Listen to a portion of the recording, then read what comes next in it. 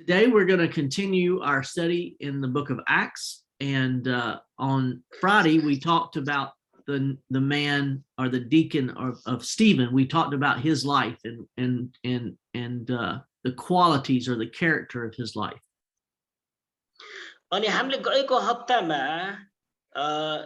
स्टीफनको जीवनबाट हामीले हेर्यौं जो चाहिँ 7 जना डिकनहरु मध्ये एकजना थिए र उसको सम्पूर्ण गुणहरु एउटा शक्तिशाली साँची हुने व्यक्ति अनि ईश्वरीय व्यक्तिमा हुनुपर्ने गुणहरुलाई हामीले औंल्यायौं र सिक्यौं प्रेरितको पुस्तकद्वारा.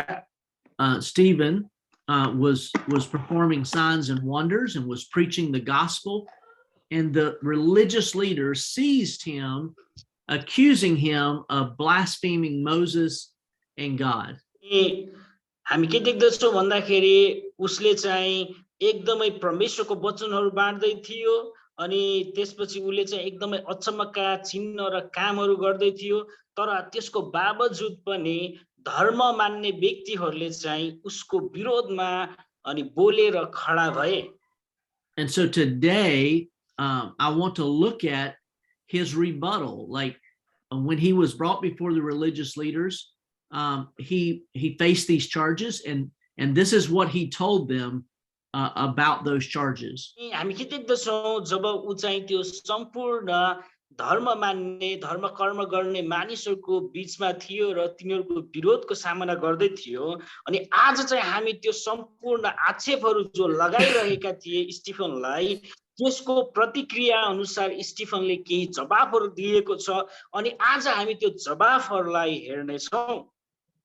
And this was more than just a rebuttal against the charges, but he was actually accusing them of the very thing that he was charged with. यहाँ के देख्दछौं भन्दाखेरि अनि स्टीफनलाई जुन प्रकारको कुराद्वारा चाहिँ तिनीहरुले आक्षेप लगाइरहेका थिए, दोष लगाइरहेका थिए, तर स्टीफनले चाहिँ अझै त्यही कुरालाई जब उनले चाहिँ प्रतिक्रियामा उत्तर दिन लागिरहेका छन्, जवाब दिन लागिरहेका छन्, ती कुराको अझै अपराधी अथवा दोषी चाहिँ अझै स्टीफनले चाहिँ ती धर्म मान्ने व्यक्तिहरुलाई लगाएको हामी देख्दछौं.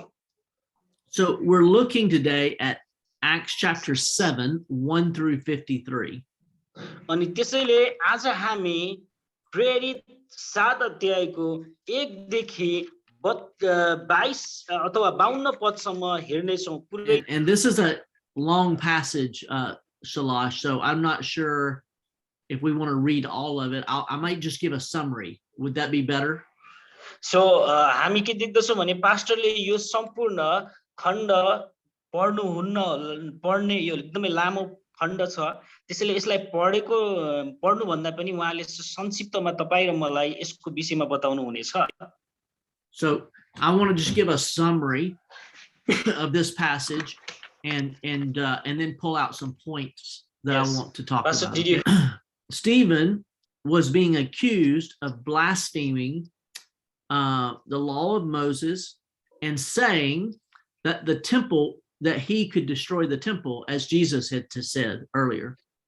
अनि हामी के देख्दछौं भन्दाखेरि ती धर्म कर्म मान्ने मानिसहरुले चाहिँ स्टीफनलाई चाहिँ एउटा अनि ईश्वर निन्दाको दोष लगाइरहेका थिए, जसले चाहिँ येशू ख्रीष्टले भने चाहिँ उले चाहिँ मन्दिरलाई भत्काउने छ र फेरि त्यो जसरी येशू ख्रीष्टलाई त्यो मन्दिर भत्काउने आक्षेप लागेको थियो, अनि यहाँ पनि स्टीफनलाई पनि मन्दिर भत्काउने आक्षेप लगाइकिन उनीहरुले ईश्वर निन्दाको आक्षेप लगाइरहेका थिए. So Stephen begins to tell the story or the history of Israel.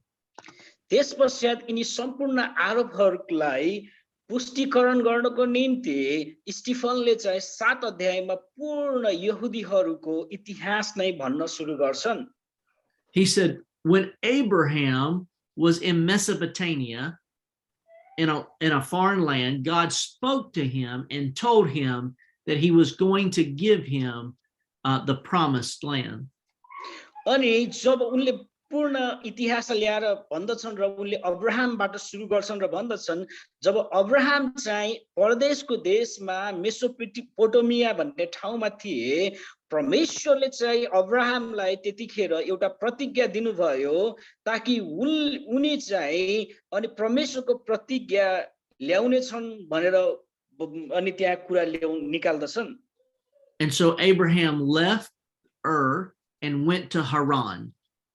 अनि त्यसपछि अब्राहमले चाहिँ मेसोपोटामियालाई छोडे र परमेश्वरको बोलावट अनुसार उनी हारोनमा गए.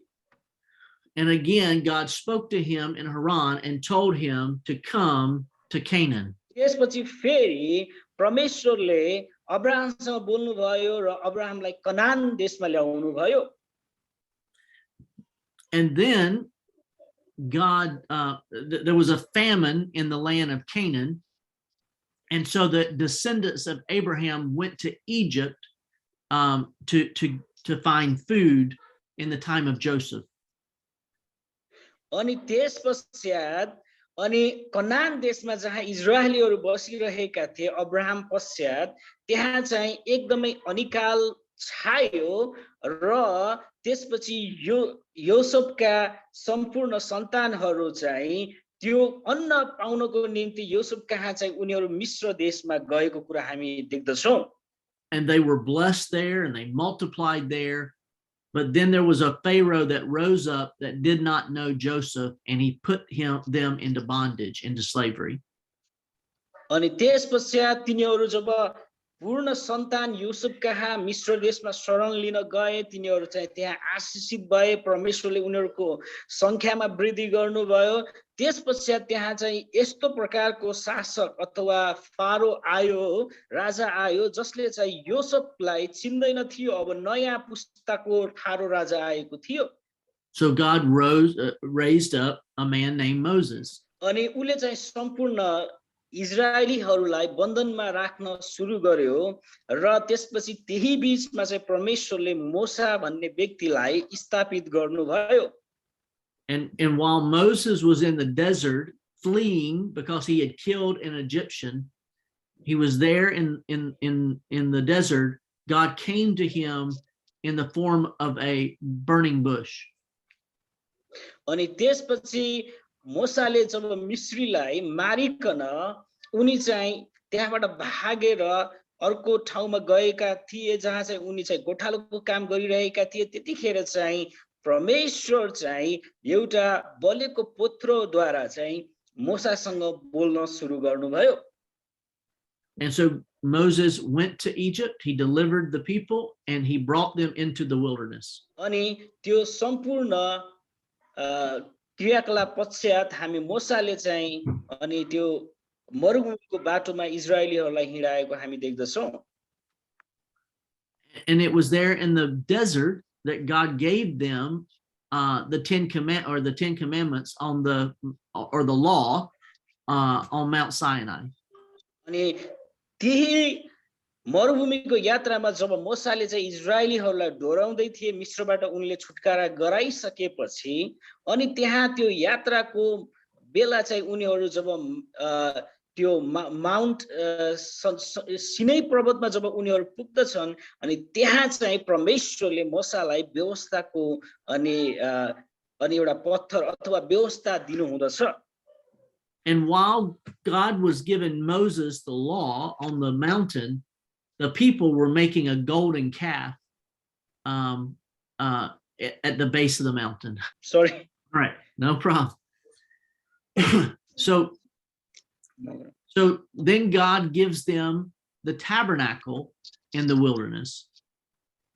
त्यसपछि परमेश्वरले तिनीहरूलाई अनि त्यो अनि पाल आराधनाको पाल दिनुहुन्छ र उनीहरूलाई 10 आज्ञाहरू पनि दिनुहुँदछ. And so they worship God as they traveled through the wilderness. The tabernacle went with them. अनि जस्तै तिनीहरू चाहिँ जब त्यो मरुभूमिको बाटोमा यात्रा गर्दै थिए तिनीहरूको साथसाथमा चाहिँ त्यो पाल पनि सँगसँगै गइरहेको हुँदछ जो चाहिँ ईश्वर परमेश्वरले. So and then in the time of King David, they wanted a temple. The people of Israel, the Jewish people wanted a temple in which to worship God. अनि जब दाउदको शासन आउँदछ इजरायलीहरूको जीवनमा अनि त्यतिखेर चाहिँ उनीहरू चाहिँ एकदमै भौतिक तरिकाले निर्माण गरिएको अब उनीहरू दाउदले चाहिँ आफ्नो इजरायलीहरूको समयमा राम्रो प्रकारले शासन गरेको हुनाले उनीहरूले चाहिँ मन्दिर नै चाहँदथे र दाउदले त्यसको निम्ति प्रयत्न गर्दै थिए. And so I do want you to read verses 44 down to 53. 44 down to 53. अब पास्टरले मलाई 44 देखि अनि तलको पद सम्पूर्ण पढेको चाहनु हुँदछ. 44 देखि हामी 53 सम्म म पढिदिने छु अनि तपाईहरु ध्यानसँग सुन्नुहोस् है. एकदमै महत्त्वपूर्ण वचन छ अनि यहाँनिर चाहिँ हामी देख्दछौं एकदमै आत्मिकता छ जहाँ चाहिँ जुन आरोप चाहिँ ती धर्म मान्ने व्यक्तिहरूले यहुदीहरूले स्टिफनलाई लगाउँदै थिए, स्टिफनले त्यसको उल्टै जवाब त्यसको अर्थ नबुझिकन तिमीहरूले मलाई लगाउँदैछौ भनेर उनले चाहिँ त्यसको प्रतिक्रिया दिएको हामी देख्दछौं है. अनि कसरी दिएका छन् हेर्नेछौं. 44 देखि म पढिदिन्छु. उजाडी स्थानमा हाम्रा पुर्खाहरूका गवाहीको मण्डप थियो. मोसाले देखेका नमुना बमोजिम परमेश्वरको आदेश अनुसार यो बनिएको थियो. हाम्रा पुर्खाहरूले पनि उनीहरूको पालोमा अन्य जातिहरूको देश अधिकारमा ल्याउँदा यहोशूको साथमा त्यो तम्बु ल्याए. दाउदको पालोसम्मै त्यो त्यही रह्यो. तिनले परमेश्वरको निगाह पाए र याकुबका परमेश्वरको निम्ति एउटा वासस्थान बनाउने अनुमति मागे. तर उहाँको निम्ति भवन चाहिँ सोलोमनले बनाए. तर हातले बनाइएका भवनहरूमा परमेश्वर वास गर्नुहुन्न. जस्तो अगमवक्ताले भनेका छन्, मेरो सिंहासन स्वर्ग हो र पृथ्वी मेरो खुट्टाको पाउदान. तिमीहरूले मेरो निम्ति कस्तो भवन बनाउने हो? परमप्रभु भन्नुहुन्छ, मेरो विश्रामको ठाउँ कुन हो? के यी सबै थोक मैले हातले बनाएका होइनन् र? हे हठी मानिस हो, कठोर हृदय र बहिरा कान भएका हो, तपाईहरू सधैँ पवित्र आत्माको विरोध गर्नुहुन्छ. तपाईहरूका पुर्खाले जस्तो गरे तपाईहरू पनि त्यस्तै गर्नुहुन्छ. अगमवक्ताहरूमध्ये कुन चाहिँलाई तपाईहरूका पुर्खाले सताएनन्? उनीहरूले धार्मिक जनको आगमन अघिबाटै घोषणा गर्नेहरू सबैको हत्या गरे. उहाँलाई तपाईहरूले विश्वासघात गर्नुभयो र उहाँको हत्या गर्नुभयो. ती सबैलाई मारे जसले ती धार्मिक जनको आउने समाचार अगाडिदेखि नै सुनाएका थिए. अब तपाईहरू चाहिँ उहाँकै विश्वासघात र ज्यानमारा हुनुभएको छ. स्वर्गदूतहरूले सुम्पेको व्यवस्था तपाईहरूले पाउनुभयो तर त्यसको पालना गर्नु भएन. आमेन. Amen. So why do I tell you all this? Why is all of this important? अनि यो सबै कुराहरू आज तपाई र मलाई भन्नुपर्ने किन छ त? अनि यो किन एकदमै महत्त्वपूर्ण छ त? Because Stephen is saying that throughout the history from Abraham until that present time, God had been patient with his people and loved his people and wanted to be the God of his people. अनि कारण के त भन्दाखेरि परमेश्वर चाहिँ अब्राहमदेखि त्यो समयसम्म चाहिँ सबै मानिसहरूसँग चाहिँ धैर्य धारण हुनुभयो र आफ्ना मानिसहरूलाई प्रेम गर्नुभयो र उहाँले चाहिँ सम्पूर्ण प्रेम देखाउनु भयो भन्ने कुरा उनले बताउँदै थिए. He spoke to Abraham when he was in a foreign land. अनि उहाँ परमेश्वरले चाहिँ अब्राहमसँग बोल्नुभयो जब उ चाहिँ एकदमै अनजान देशमा अथवा अनि परदेशमा हुँदा रहेको बेला. God heard their cries in Egypt and brought a deliverer. अनि परमेश्वरले चाहिँ आफ्ना मानिसहरूको आवाजलाई अनि त्यो अनि उनीहरूको पुकारलाई सुन्नुभयो र उनीहरूलाई फेरि परमेश्वरले अनि छुटकारा पनि ल्याउनु भयो. That God fed and watered them and led them through the wilderness.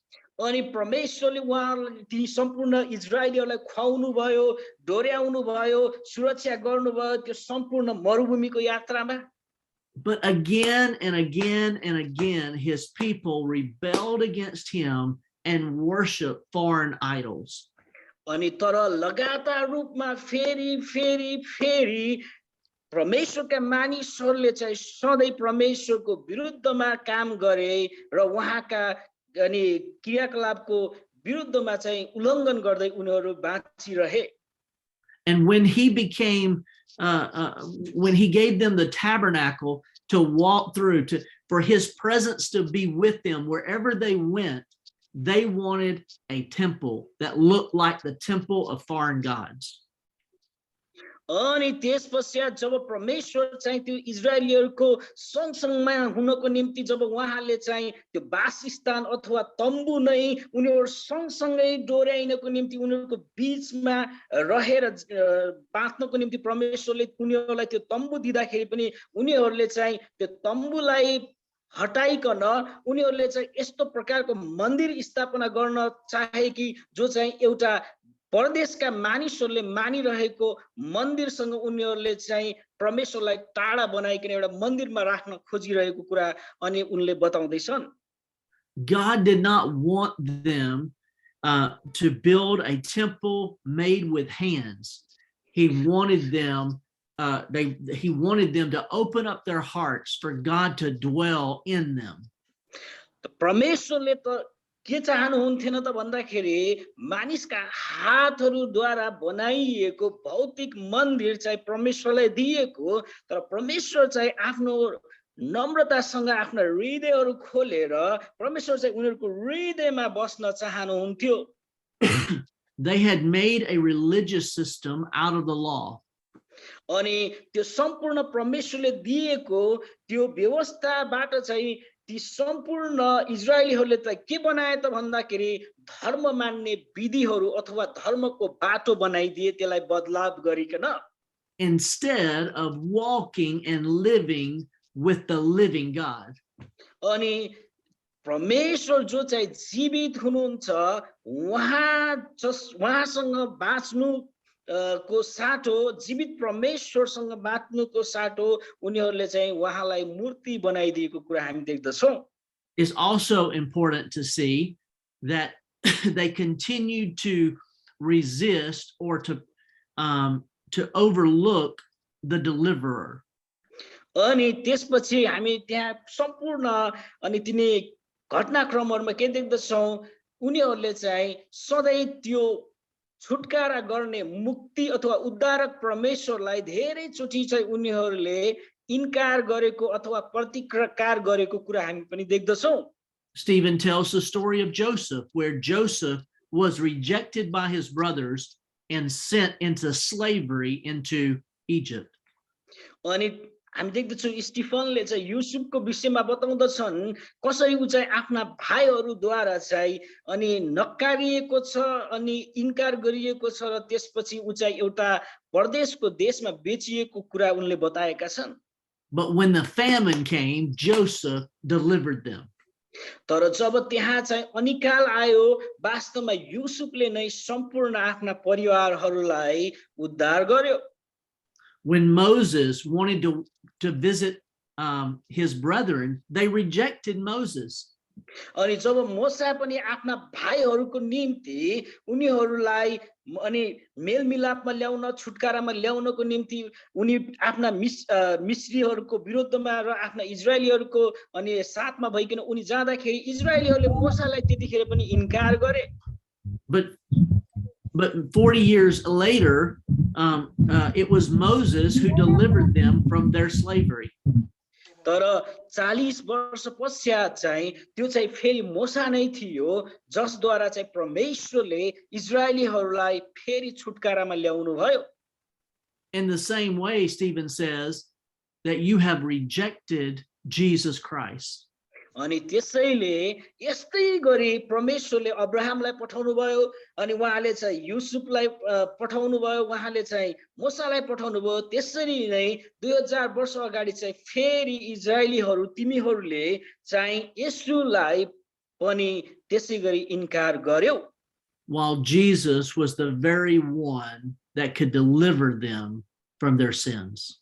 अनि तर त्यो नै एकदमै अब वास्तविकमा हामीहरूका सम्पूर्ण बन्धन अथवा पापबाट चाहिँ मुक्ति गर्ने नै त्यही मुक्तिदाता येशू नै हुनुहुन्थ्यो, उहाँलाई पनि तिमीहरूले इन्कार गर्यौ अथवा हत्या गर्यौ। So who had really rejected God?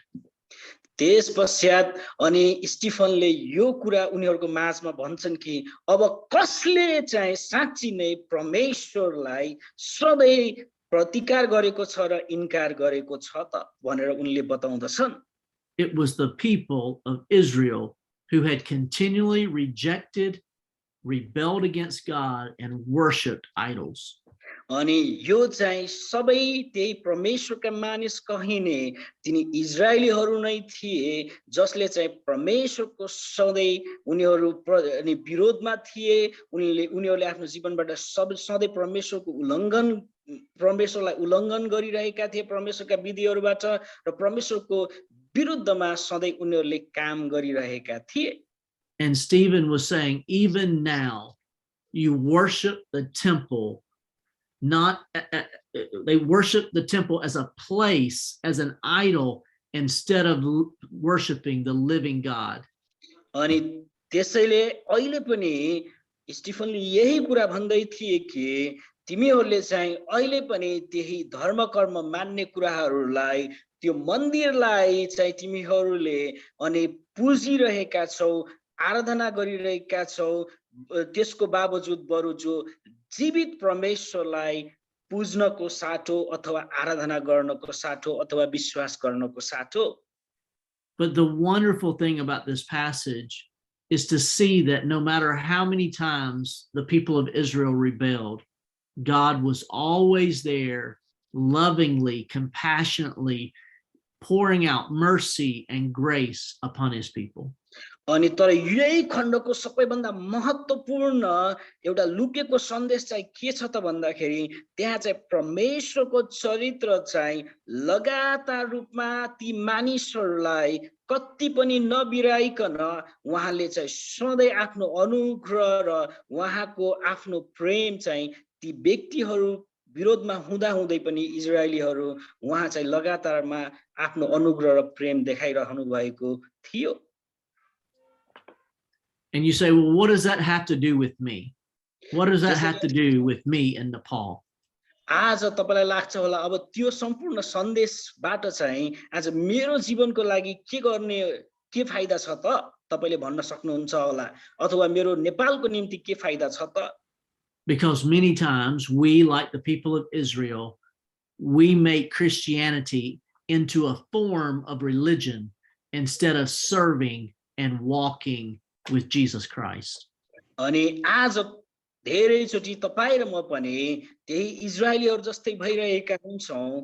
आज त्यो जीवित परमेश्वरसँगको जीवित सम्बन्धमा उहाँसँग हिँड्ने र उहाँसँग विश्वासमा बढ्नुको साटो हामीले चाहिँ त्यहाँ विश्वास एउटा अनि धर्मको विधि अथवा धर्मको अनि मुखुडा बनाइरहेका हुन्छौं। We make all these rules, we make all these traditions, and we say we have to come to church, we have to do this, we have to do that in order to be a good Christian. अनि हामी धेरैचोटि आफैले चाहिँ एकदमै name व्यवस्था बनाउँछौं। हामीलाई एउटा असल विश्वासी बन्नको लागि यति चोटी तपाई र म चर्चमा जानु पर्छ, अनि यसरी चाहिँ हामीहरु प्रार्थना गर्नु पर्छ, अनि यति चाहिँ तपाई र मैले चढाउनु पर्छ भनेर हामी परमेश्वरसँग जीवित सम्बन्धको साटो चाहिँ एकदमै आफ्नै धर्म बनाइरहेका हुन्छौं। While we overlook God working in our life on a daily basis. अनि त्यो परमेश्वरको अनि सधैँ दिनुदिन हामीहरुको जीवनमा अनि उहाँ चाहिँ जीवित तरिकाले बाँच्नुको साटो चाहिँ हामी त्यो भिन्नै प्रकारको मूर्ति जस्तो हामीले विश्वास बनाइरहेका हुन्छौं। That we don't walk with him and talk with him and have a relationship with him. अनि हामीले चाहिँ उहाँसँग एकदमै जीवित परमेश्वरसँग सधैँ बोल्ने अनि प्रार्थना गर्ने र हिँड्नको साटो हामी त्यस्तो गरिरहेका हुँदैनौं। In many ways, we're no better than the religious leaders that are trying to kill Stephen. अनि आज त्यसैले धेरै जस्तो आज तपाई र म चाहिँ त्यो अनि त्यही धर्म कर्म मान्ने इजरायलीहरू भन्दा आज हामी पनि कम छैनौं जसले चाहिँ स्टिफनलाई मारेका थिए आज तपाईहरुमा पनि त्यस्तै मानिसहरुसँग कतिचोटी तुलना गर्ने योग्यका छौ Jesus wants to come and tabernacle among his people.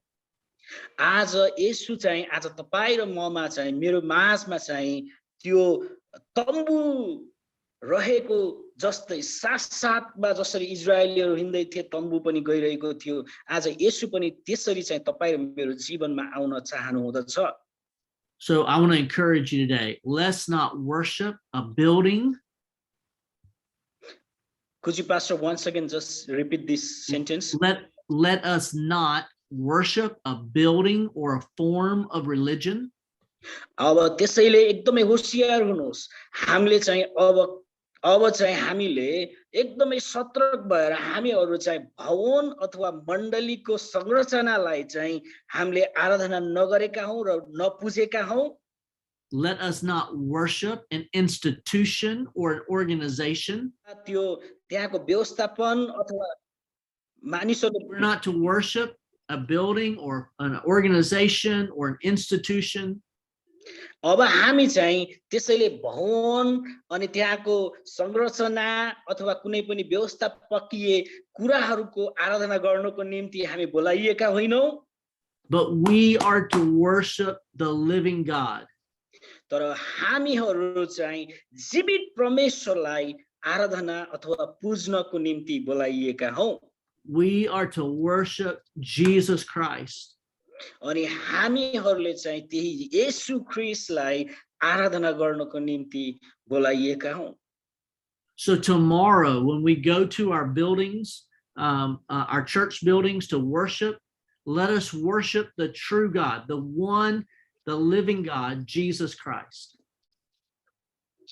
त्यसैले आज जब तपाई र म आफ्नो मण्डलीमा यो हप्ता जाने छौं हामीले चाहिँ त्यो एकदमै साँचो परमेश्वर र जीवित परमेश्वर र येशू ख्रीष्टलाई अनि आराधना गरेका हौं र त्यो भवनलाई र त्यहाँको संरचनालाई होइन Amen. So I want to give you a little bit of a teaser. It didn't work out very well with Stephen by him saying this to the religious leaders. अनि जब यहाँ चाहिँ स्टिफनले आफ्ना धर्म मान्ने मानिसहरुलाई बतायो त्यहाँ चाहिँ तिनीहरुको बीचमा चाहिँ स्टिफनले भनेका कुराहरु एकदमै राम्रोसँग काम गर्न सकेन किनभने तिनीहरु चाहिँ एकदमै झन क्रोधित भएको कुरा हामी देख्दछौं Because religious leaders, institutional leaders, they don't want to hear this message. किन त भन्ने भन्दाखेरि धर्म मान्ने व्यक्तिहरु चाहिँ यस्तो धर्म कर्मको विरुद्धमा बोलेको सुन्न चाहदैनन् किनभने त्यो एकदमै उनीहरुको निम्ति कडा वचन हुँदछ And on Friday we'll see that they actually killed Stephen. They martyred him. जब हामी यो आउँदो अनि शुक्रबारको वचनमा जाने छौं ती व्यक्तिहरु सम्पूर्ण तिनी धर्म कर्म मान्ने व्यक्तिहरुले जब यो प्रतिक्रिया स्टिफनबाट सुने उनीहरु चाहिँ यति क्रोधित भए कि उनले स्टिफनलाई मारेको कुरा हामी भेटाउँदछौं But God is calling us to be people like Stephen. तर परमेश्वरले आज तपाई र मलाई चाहिँ यसरी बोलाइरहनु भएको छ ताकि हामी त्यो स्टिफन जस्तो हुन सकौं Following Jesus Christ. अनि येशू ख्रीष्टलाई पछ्याउने Not a building, not an organization, but Jesus Christ. भवनलाई होइन कुनै पनि संस्था अथवा कुनै पनि सम्प्रदायलाई होइन तर येशू ख्रीष्टलाई Amen.